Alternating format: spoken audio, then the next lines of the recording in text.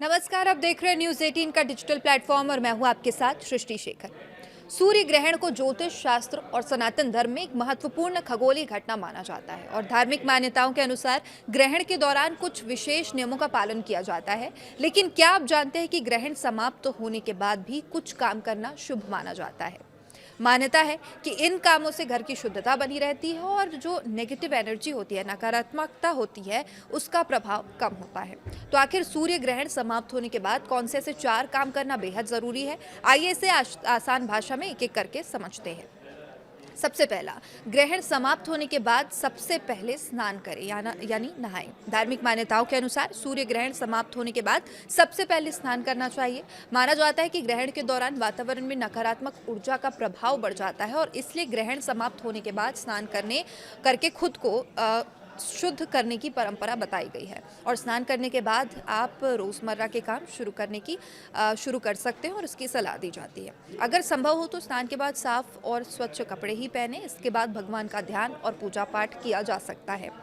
हालांकि ये ध्यान रखना बेहद ज़रूरी है कि ये बातें धार्मिक मान्यताओं पर आधारित है। वैज्ञानिक दृष्टि से ग्रहण के बाद स्नान करना किसी विशेष स्वास्थ्य लाभ के लिए अनिवार्य नहीं माना जाता। दूसरा, गर्भवती महिलाओं का विशेष ध्यान ग्रहण के दौरान रखना होता है। धार्मिक परंपराओं में ग्रहण के समय गर्भवती महिलाओं के लिए कई तरह की सावधानियां बताई जाती है। ग्रहण समाप्त होने के बाद स्नान करने की मान्यता भी विशेष रूप से बताई जाती है और इसके अलावा ग्रहण समाप्त होते ही बहुत अधिक थकाने वाला या भारी शारीरिक काम करने से बचना बेहतर माना जाता है। आराम करें, पर्याप्त पानी पिए और अपनी सामान्य दिनचर्या धीरे धीरे शुरू करें। और यहाँ एक ज़रूरी बात समझना भी आवश्यक है कि प्रेगनेंसी में यानी गर्भावस्था में किसी भी तरह की विशेष सावधानी डॉक्टर की सलाह के अनुसार ही होनी चाहिए। ग्रहण को लेकर धार्मिक मान्यताओं को चिकित्सा सलाह का विकल्प नहीं माना जा सकता। और तीसरा, अगर हम बात करें तो वो है तुरंत मंदिर और भगवान की प्रतिमा को ना छुएं। धार्मिक मान्यता के अनुसार ग्रहण समाप्त होते ही सीधे मंदिर में जाकर भगवान की प्रतिमा को छूने के बजाय पहले मंदिर की साफ सफाई करनी चाहिए। ग्रहण समाप्त होने के बाद घर के मंदिर की साफ सफाई करें, भगवान की प्रतिमाओं पर गंगा जल का छिड़काव करें या धार्मिक परंपरा के अनुसार उनका स्नान कराएं।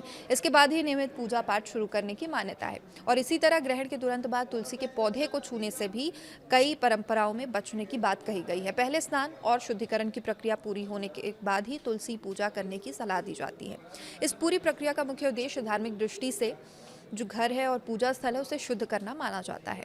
इसके अलावा ग्रहण के दौरान रखा हुआ भोजन सोच समझकर इस्तेमाल करें, इसकी सलाह दी जाती है। ग्रहण से पहले भोजन में तुलसी के पत्ते या कुशा रखने की परंपरा भी कई हिंदू परिवारों में देखने को मिलती है।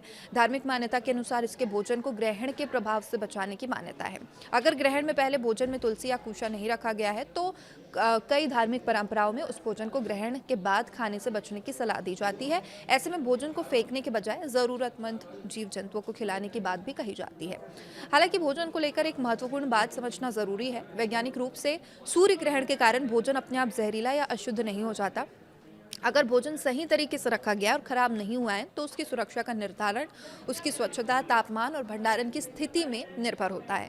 भारत में इस बार सूर्य ग्रहण का असर दिखाई नहीं देगा, लेकिन सूर्य ग्रहण के समय की अगर बात करें तो 12 अगस्त 2026 की रात लगभग 9:04 पर सूर्य ग्रहण शुरू हुआ और 13 अगस्त की सुबह लगभग 4:25 तक इसका समापन हो गया। ग्रहण का जो चरम समय रात करीब 11:17 बताया गया था, लेकिन सबसे महत्वपूर्ण बात कि ये सूर्य ग्रहण भारत में दिखाई नहीं दिया, इसलिए भारत में इस ग्रहण के संबंधित सूतक काल मान्य नहीं माना गया।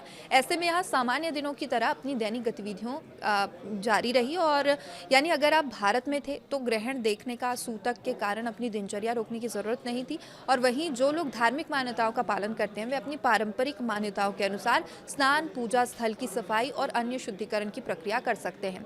तो कुल मिलाकर सूर्य ग्रहण या चंद्र ग्रहण के बाद स्नान करना, पूजा स्थल की सफाई करना, धार्मिक परंपराओं के अनुसार गंगा जल का छिड़काव करना और भोजन को लेकर सावधानी बरतना जो है वो धार्मिक रूप से प्रमुख मान्यताएं होती है।